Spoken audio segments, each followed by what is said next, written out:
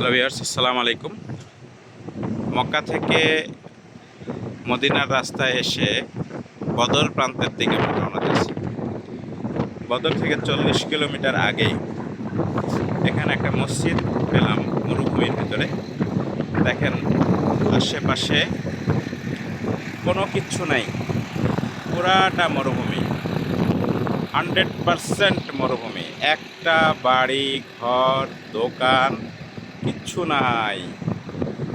এর মাঝে একটা মসজিদ, বিশাল মসজিদ তৈরি করে রেখেছেন এক ভদ্রলোক। এখানে একজন স্টাফ রাখা আছে ক্লিন করার জন্য। স্টাফ এখানে থাকে। অনেক উন্নত মানের একটা মসজিদ বানিয়েছে,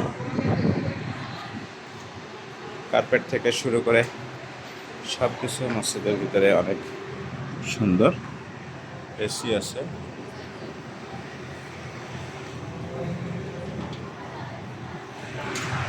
এবং এখানে দেখা যাচ্ছে মসজিদে যারা তৈরি করেছেন তাদের নাম ফলক।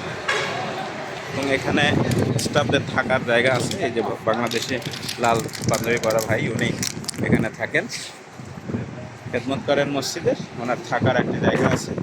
পাশাপাশি 4টা রুম আছে। যে দেখেন, 4টা রুম রাখা আছে।